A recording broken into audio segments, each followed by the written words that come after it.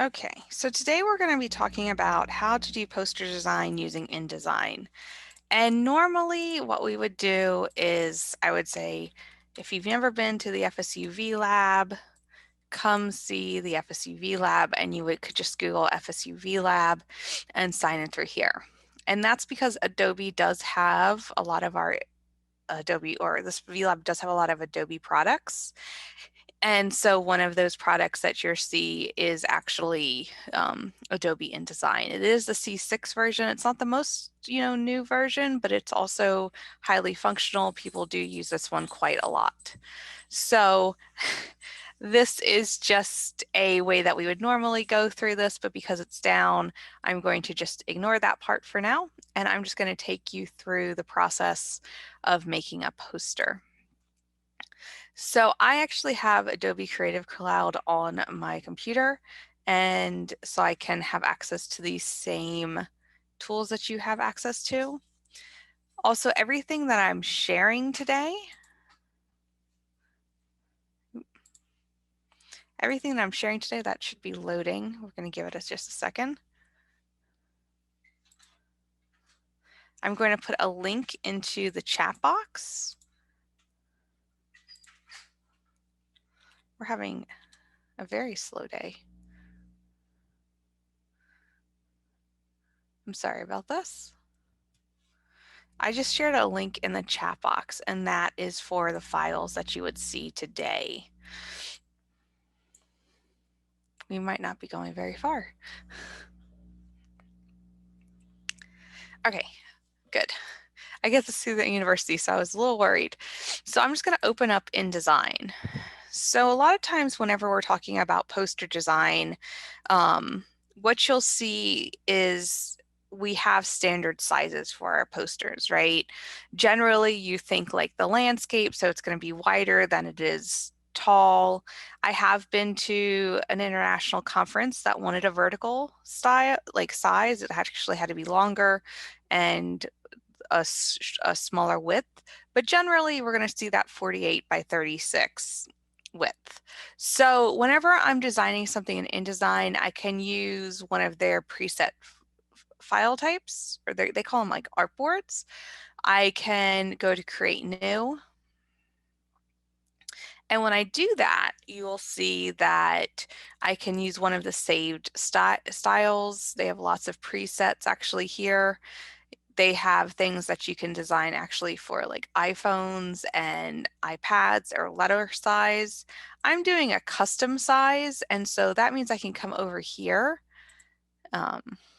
And I can come over here, and it defaults to picas. Picas is a sizing unit that is specific to Adobe. I actually know that I want to do something in 48 by 36 inches, but if you're really comfortable with centimeters, you could always do centimeters, something that just works for you. It kind of depends on if you're making a poster for like a conference or for a presentation. What size do they say? So if I say I need this in inches, I could say I want my width to be 48 inches. I could make my height 36 inches. And so that is going to give me a nice, just regular, 48 by 36. When I come down here, it's all on one page. Right now, it has one column. So that means there's one thing at the top. There's no different columns. And I say columns because if I show you in this folder that I shared with you, you'll see that I have sample posters. And if you notice here, there's columns to these posters, right? Generally, we're looking at 3 to 4 columns. So I say that I want to make sure that I have generally 3, but you might be doing 4 columns. Gutter is the white space in between the columns. So if I'm making a column, say for this one, like this is one that we can be looking at, it's that white space between the first column and the second column and the third column. Because if we don't put a gutter or a space in between these, everything will just run together, and it makes it really hard for our readers to actually see that poster and make sense, especially if you have lots of text next to each other, right? So we want to make sure that we are doing a gutter. You can do the gutter size any width you want, whatever you think is comfortable. This is always adjustable later on. I'm going to start off with a 1/4 of an inch just because I feel like that's what I want. Margins, again, are going to be around the top, bottom, and edges of the entire poster. And so I'm going to just click on Create. And so now I have this artboard for my poster. So when I'm looking at this, over here is my toolbars, and then these are just the different kind of facets and properties of them. And what you'll notice is if I click on one of my different tools, like right now it's on my selection tool, but if I was to click on the text tool over here, and I start like making text and trying to write, you're going to see that this changes. Right, so this is always kind of dynamic and changing. I have it set on Essentials. You can also put it onto Essentials Classic, which is kind of when I'm thinking about like the C6 style Adobe, this is what it's going to look like. And then you'll notice that it's more up at the top. It's kind of up to you, the layout you want to use, how it looks. Everybody kind of just rolls with a little bit of a different style. I'm generally an Essentials Classic person, and that's just because I've been using Adobe for about 11 years now. So it's been around. So it's really easy for me to look at it that way. When I'm using Adobe, any Adobe products, a lot of the shortcut keys are going to be really similar. So I say shortcuts like, you know, when you press Control A and that selects everything, or you do Control C and it copies, and Control V is pasting if you're like in a Google Doc or a Word doc or something, even like on a website, you have similar hotkeys or shortcut keys in Adobe. And if you learn to use them, it makes it really fast. So the first thing I want to do when I'm here is I have my artboard. I have 3 columns. I have a gutter in between. And if I was to ever make this and I'm like, I'm not sure this is actually what I want, I could go to my document setup and I can always change things here. So I can make bigger margins. I can always make the size different, things like that. I also, when I have this, I like to have it set up so that I can kind of have this board. You'll see that I have my rulers on. You could, right now it's on hide rulers. Or it says to hide rulers. If I was to click that, it would get rid of them. But I like to be able to see my rulers because I want to be able to measure this. So see, here's my 0 inches up to 48 inches. It helps me kind of orient where I'm at. And so here you're doing 0 inches down to 36 inches. And again, so you're looking at this and it looks really small, but you have to remember you're making a poster. Your poster is something that you're making for people that are going to be 3 to 4 feet away from you, generally when they're reading it. So you have to think about, you know, the size of things, how many colors that you're using on things. You want to think about your just your components.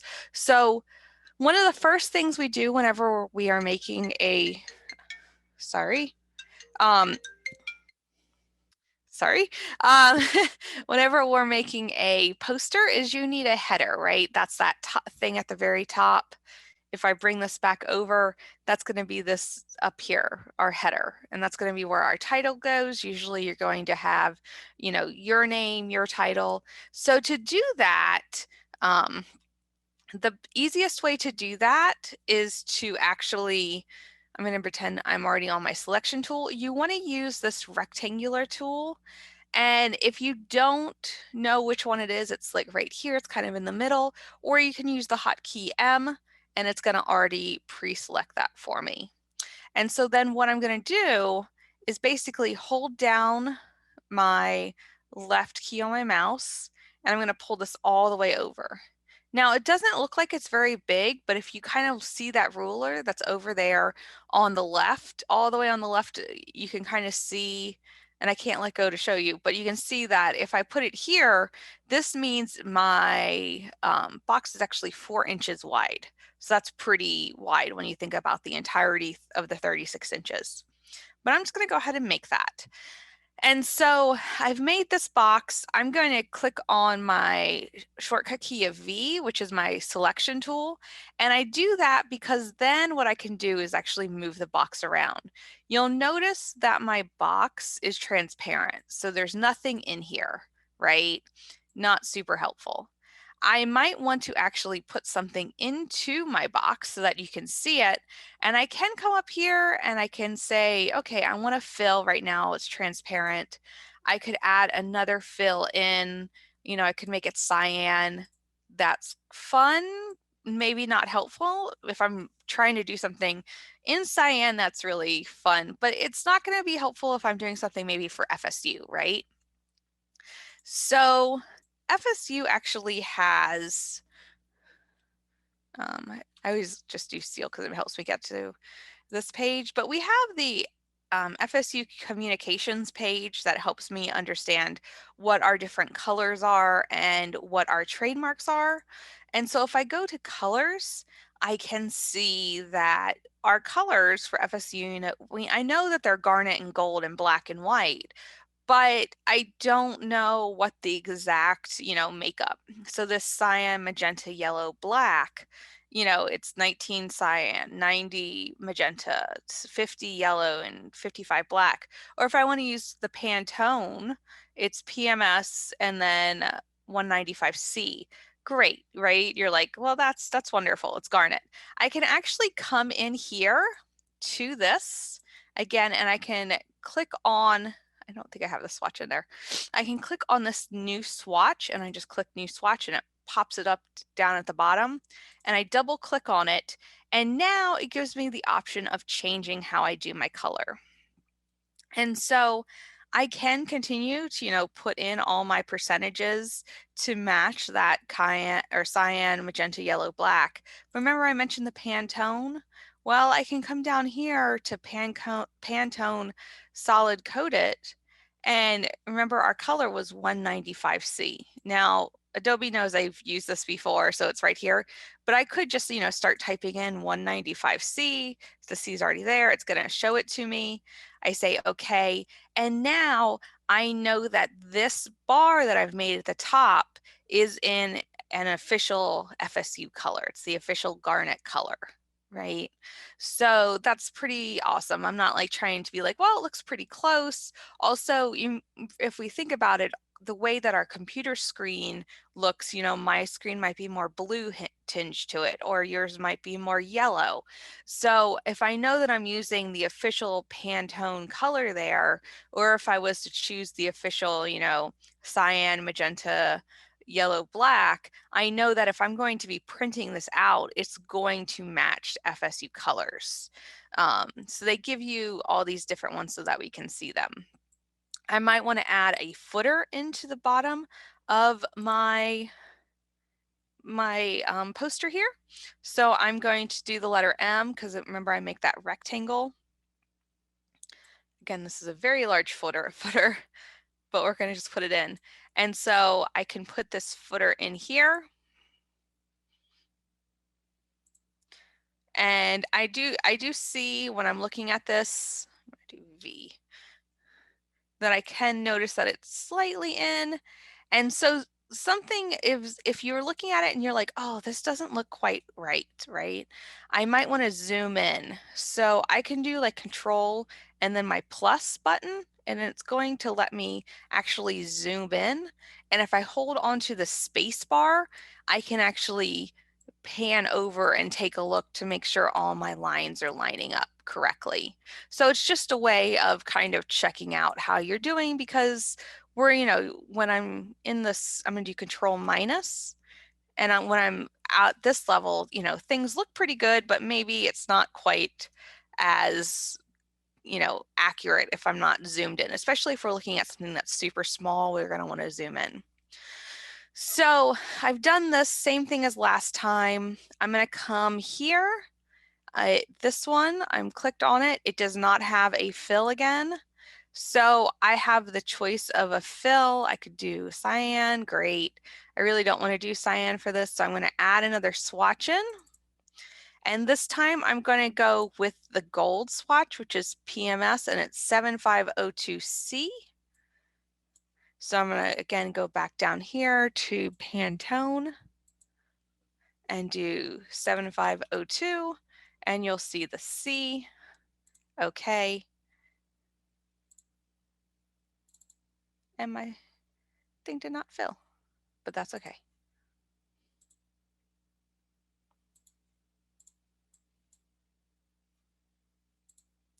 Sometimes I think I clicked on it and it didn't.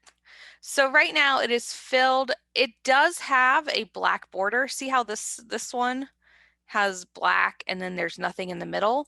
So I can either say I don't want a border on this, I could give it the same border, but that's just really important when we think about printing.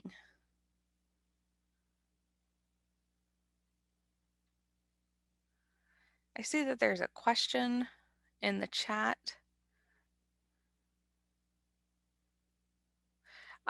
If you have additional questions, you can always send them my way. I am very happy to help. So we've done our header and our footer. We know that we're using the FSU colors. And so a lot of times then I have to go ahead and add in font, right? I have to put in the text. You have to use a specific font. And so I'm going to use my text tool, and text is right on the left, or I can do the letter T as my shortcut, and that's going to give me the text box. And I can make this as big as I want. I can start typing. I'm going to say, this is the title of my poster. Y'all can read that, right? No, it's very, very tiny, because you have to remember our poster is 48 inches wide. I'm typing in a 12-point font, so you can't actually see it. It's kind of like this gray line up there. So what I would do, I have two things I'm going to do to this. First off, when it comes to titles, I want to think about the size of my title itself, right? Because again, I said you want someone to be able to read this poster if they're standing 3 or 4 feet away. Even if it's an online poster, you still want them to be able to read the poster. Right now, they can't read this because it's so tiny. So generally sizes for headers, you're looking in the 70 to 100 point font range. I'm going to go to 72, and you'll see that it's making a little bigger. It's not the biggest. I can always also just click in here and say, maybe I do want a 100-point font, and it'll make it a 100-point font. Great, I made my title. So this is my title. This is the font style that I'm using. And right now, you'll see that I'm using a serif style font, right? So you might have heard the term sans serif and serif. And so serif style fonts, which is like the one I'm using, it has all the little tails on everything. So when I'm looking at something and these are a bunch of fonts, like this is going to be a serif, like there's a little tail at the ends of the T's and the S's, right? So a lot of times these can be really good for a title of something, but when I'm actually doing the text of the document, I might want to keep it more in a sans serif font, which that means it's a little bit easier to read. Like this one, there's no tails, like it's very squared off. I know that's kind of might be out there, but it's something to think about when you're thinking about readability. So I'm going to make the title my Adobe Garamond Pro. The reason I'm using Adobe Garamond Pro for my title is if, again, I'm here at the FSU's page, I can see that one of our official fonts is Adobe Garamond. So I know that I'm making this actually an official FSU, style. So I'm going to click off of there because I want you to see, great, I have made it and it's in black font. Not super helpful to me, right? I would probably want to go ahead and actually change the color that I have. So I would take a look and I can look at my color. You'll see, I can look at it this way. Actually could look at my stroke. And then it's also going to be over here. So for this one, I don't want my fill to be black, right? I'm gonna probably want it to be more like paper, which means that there's no ink there. Because if this was being printed out, since my paper or the paper that this is being printed on is already white, it would make it just a white style. So I could do that. And then you'll notice that now you can actually read the difference between this is the title of my poster and the box that's behind it. So I'm going to do my shortcut key of V because this is super big and I might want to make it a little smaller. I am going to add my name right below, and I'm typing and you cannot see me, and that's okay because I want that to happen. Because if I'm here, and I'm actually going to do my V again, you'll see this little red and white, and if you actually look down here, it says there's an error. This is how you kind of track to make sure that there's nothing wrong. If you see a little red dot, that means something's not right on the page itself. This little, it's a plus sign, and it's saying, hey, there's actually more text here, you just can't see it, you might need to make it bigger. And so that's why I did that, because I wanted you to see that maybe that's not, good because you're cutting things off.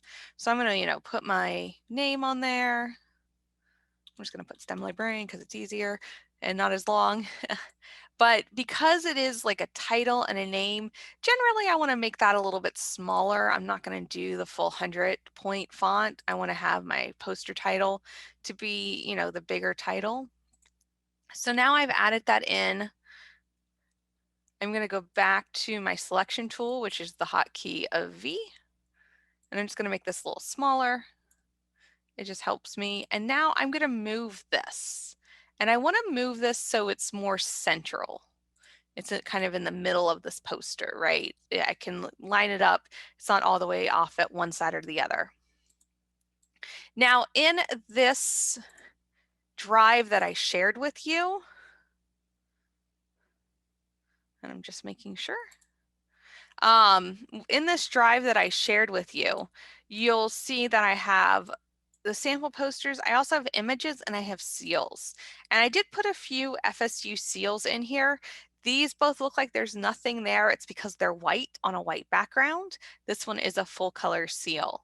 And so what I can do, I also have them on my, on here.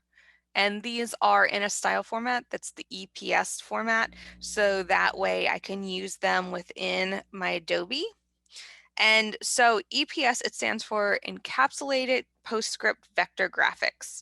Great for Adobe. Pretty much don't use it for most other things. But I'm going to probably, a lot of times when I'm doing a poster, I need my seals at the top or at the bottom, depending on the poster.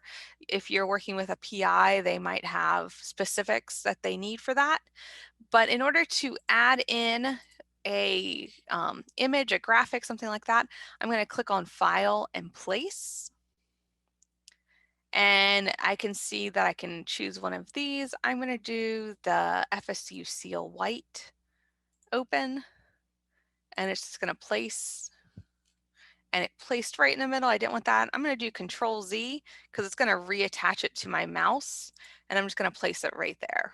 So if you ever make a mistake, Control Z, that works. So this is awesome. I have this seal. I'm actually going to use it off to the side a little bit because you can see it better.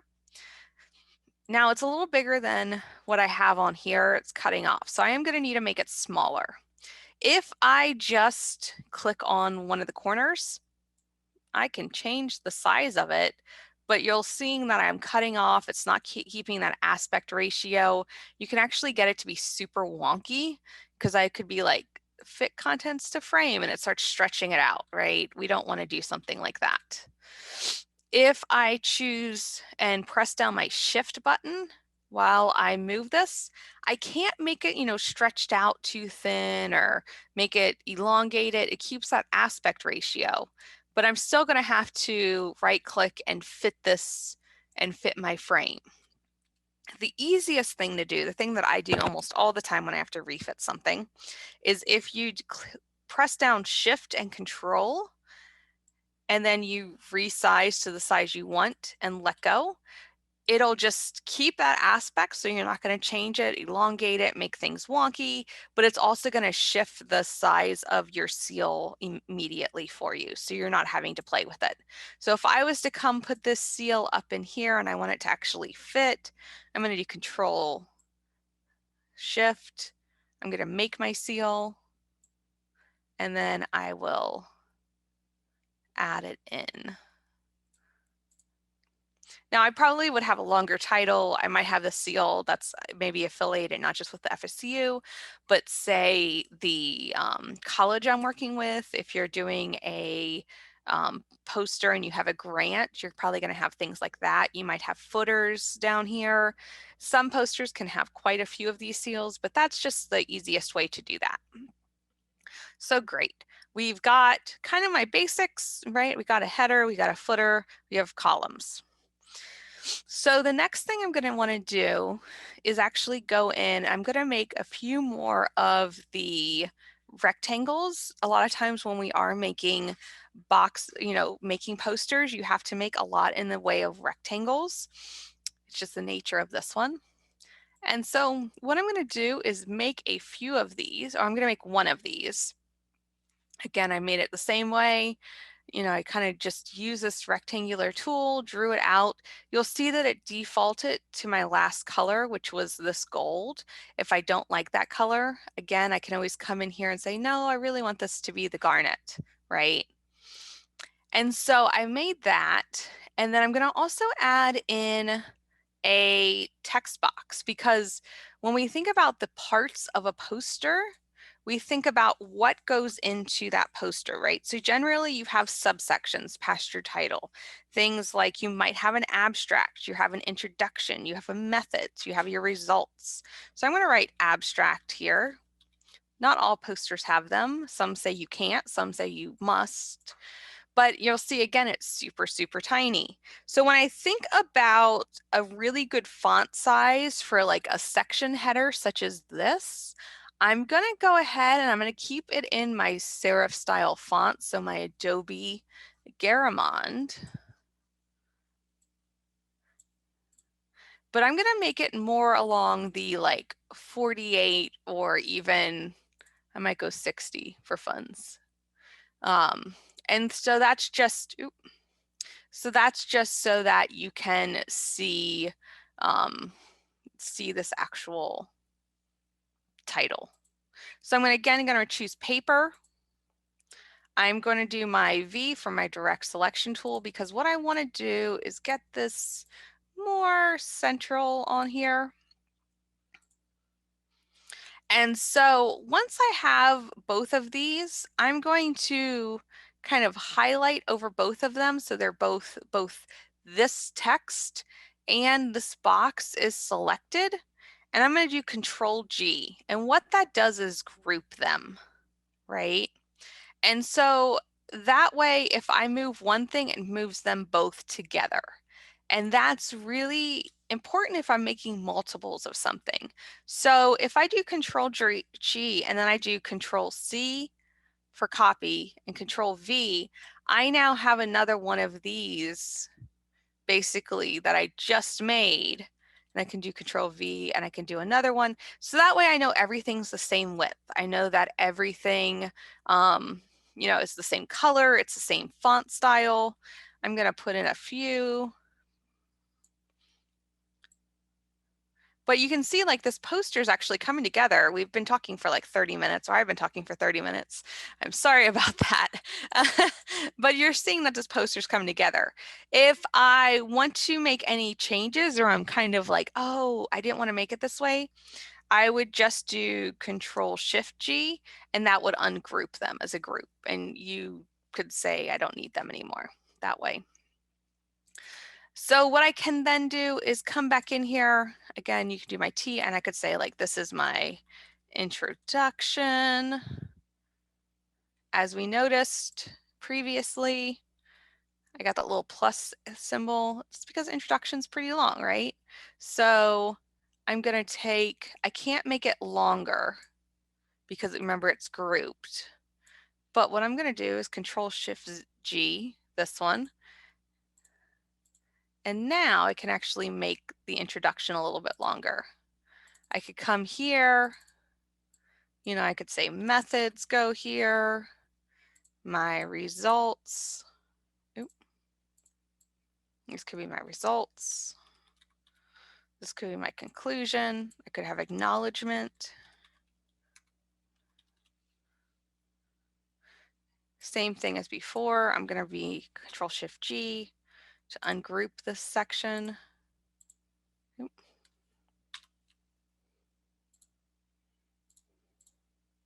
Just so I can make it a little longer.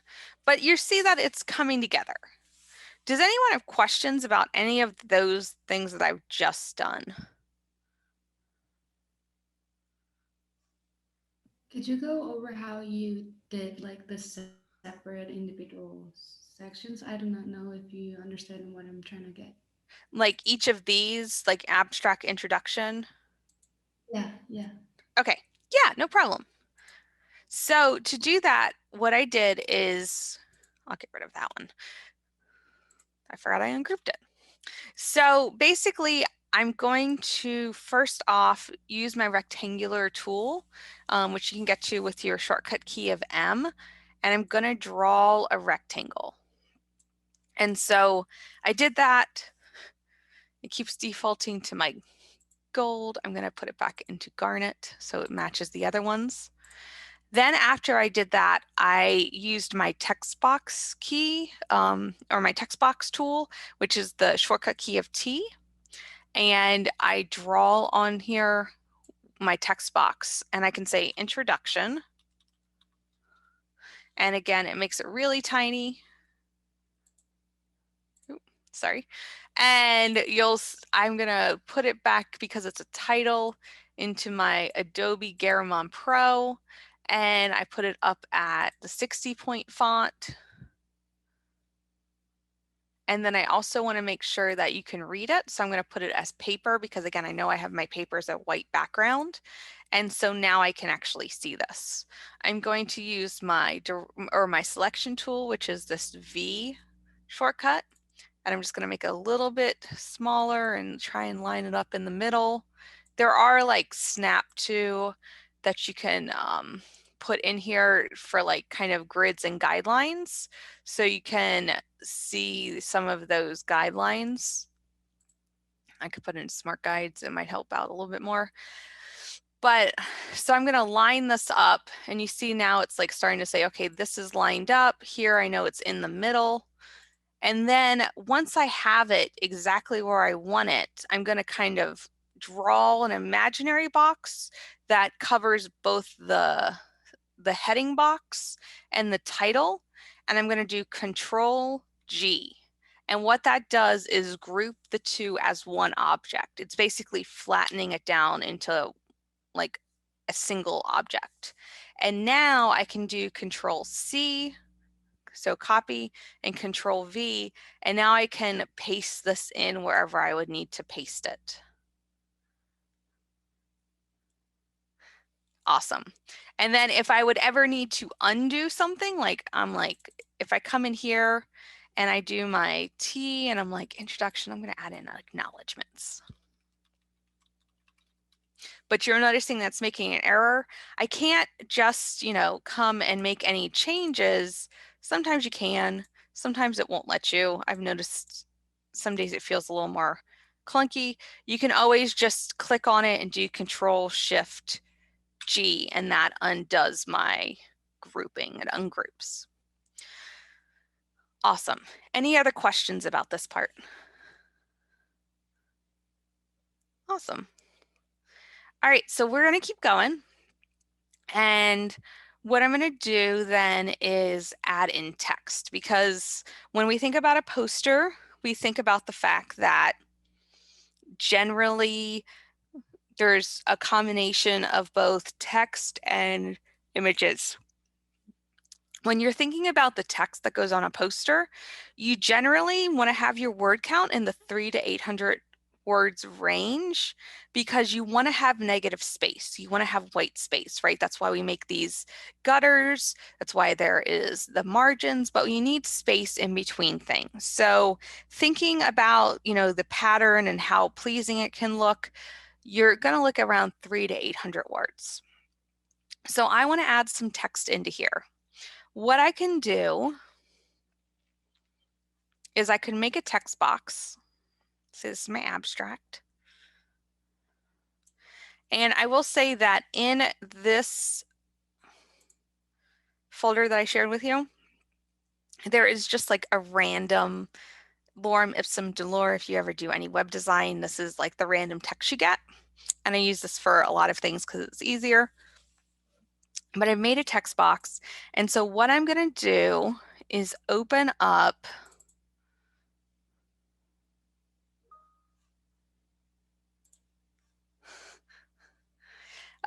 here is this text, and I'm going to Control C to copy it, and I'm going to Control V, and again, it's really tiny, right? You can't really read that. So I'm going to highlight everything because I do want to make it a little bit bigger. And generally, when we're thinking about what size can a person read from far away, usually like a 24, you might be able to go up to like a 30 style, like size font can be really good. I'm going to do 30 for fun today. But it's going to be like what looks good, how does this work? So I can put this in. When I look at the FSU, that's the VLab not working. I have lots of things open, but if I come over here to the typography, you notice that the sans serif font that is recommended is Acumen, and if you can't use that one, Arial is perfectly fine for FSU things. So I'm going to come in here and I'm going to look for Acumen, and if I don't have that one, I will use Arial. I know I have Acumen, I've used it, and so you can design graphs, but I will say that generally what you want to do is use something like Illustrator. I'm sorry, my voice is going. Illustrator is really good for graph design, and we do have a workshop for that coming up later on this semester. You can do some in Photoshop, but InDesign is more of like a layout style tool. And when you're making graphics and graphs, generally we're going to use Illustrator because it works out a little bit better for that. And it's more designy. This is really, InDesign's really good for like print objects. It's really great for things you want to print, and then maybe like some digital. And then Illustrator's more for like the specific like pieces that you would then maybe put onto like a Photoshop or put onto a poster or something like that. So you're welcome. So I've added my abstract in. What's something to notice, again, I have this little error message that says, hey, you made an error. So I have two options, two things that I can do. I can either make another text box and then be like, okay, it stopped at various vel, and I can go back to my text that I had pulled up right and try and find various vel. Oh, it started here, and copy that in. That's the harder way. The much easier way is to just literally click on that little plus. It attaches the text to your mouse, and then come and type or just press that in, or click, and it's going to attach it. It didn't fill up even all of that. There's extra text. I know that this is a long text, that's why I use it. Here, I can add it in a little more. This is really the better way of doing this, and this is the reason why. Say I come in here and I'm like, I can make this fit better. If I move something down, you'll notice that it's all connected. So what that means is as I'm making changes, it's actually changing the text between all of these boxes, or if you had one box in that box. If I go and I paste everything in separate boxes, I'm going to be having to go back and figure out, where did I make that change, and copying, pasting, and that's where we run into errors. So I like to have just one running box, and I could be like, well, I don't want to have that little, right? I could bring it up to here. And now I have a lot more in this section. And you'll see that we're keeping it in the same font style, the same font size, so it makes it pretty easy. So I could put my results up here if I felt like it. So that's how you're going to add in text. You can, one thing that you probably will want to do is get rid of hyphens if you're not going to be using them. So you'll notice that a lot of times my words like this elecmentum, it's like ella hyphen mentum. And that's because it does default to hyphenating everything. So what I would do is come and choose this paragraph tool. Sometimes I have seen where what we're looking for is actually over in this section. You can see hyphenation.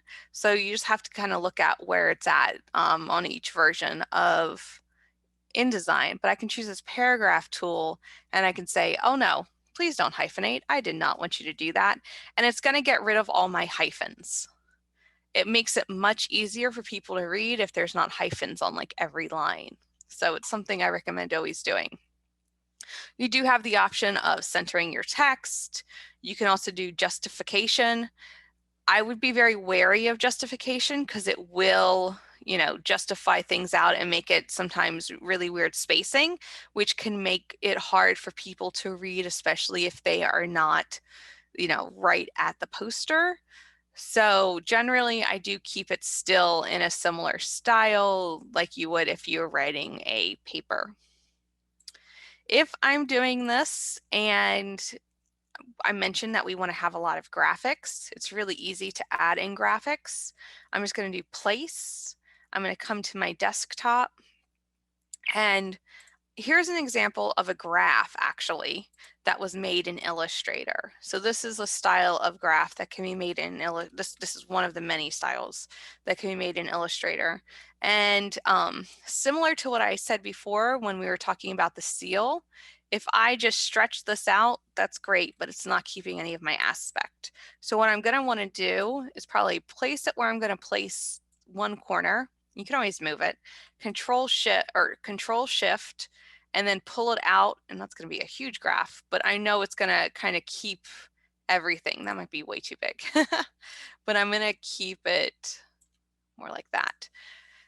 I will say that when we're looking at this, it can be somewhat grainy-ish. I don't know if you've noticed things aren't 100% clear, like this looks a little grainy, this can look a little grainy. I'm going to add in one more thing. I'm going to add in the sun, because why not? We like the sun. So here's the sun. Oh, that's pretty big, so I'll put it here. Again, if I just move it around, I'm going to show you a very, well, that fit proportionally. But you can kind of really play with that in not a good way. But so I'm going to add the sun in. But if I want to take a look at this, maybe I want to print it out. Maybe I want to, so I can, edit anything. Maybe I just want to see how this is really looking. What I'm going to do is click on export. And I'm going to say, I want to export this as an Adobe PDF print. I'm going to say untitled. And I like to especially look at it in high quality, like if I was going to actually be printing it. I'm going to say export. It's going to think for a second.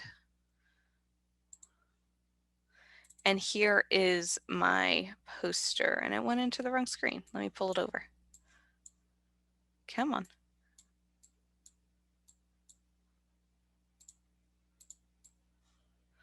All right.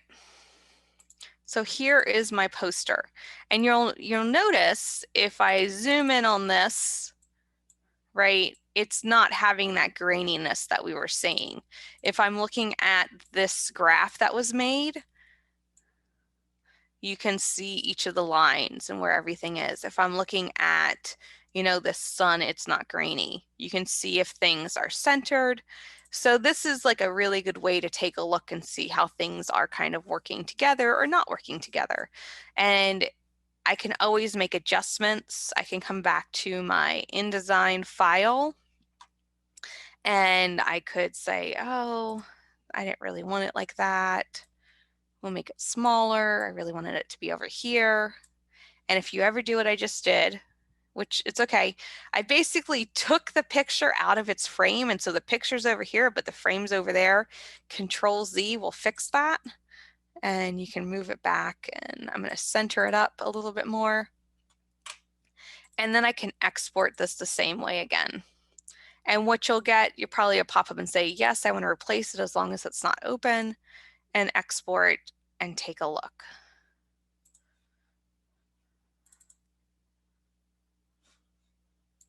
And it opened on the wrong side again. And now I've just moved this.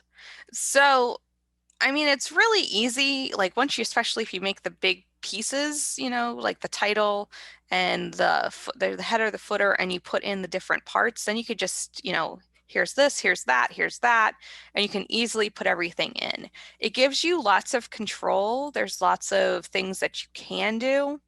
There is a pen tool if you ever feel like actually trying to draw something in here. So there is options to do this. The pen tool can be a little hard if you've not used it before and you have all these like axes that you can kind of move things around. Just like in Illustrator, there's also a pencil tool. So I'm going to go a little closer so you can see. And so I could like try and draw something out. We'll pretend this is like an amoeba. And so it's going to make that for me. I have my direct selection tool, and then I could, if I needed to, move any of these points out. So you do have this option. You have more functionality over in something like an Illustrator than you do with this one. If I really like something in this picture and I wanted it to maybe fit in one of these, I can use my eyedropper to select a color. And it's like, all these colors, I want this color. And then I can put it in here. So you can make things have similar colors as you're going through. But this is kind of the introduction to how to do poster design, especially since we do not have the VLab working, and I'm sorry about that. You do have access to this template or this folder here. There is an InDesign template that I kind of had started, and you know it's an InDesign file because it says INDD, along with some sample posters. I did put some images in, including that graph sample, so in case you wanted to use any of these or to like play around with, along with a Word doc with just general, and again, there's a few seals in here. But if you have any questions, I'm going to stop sharing for just this moment and see if anybody has a question.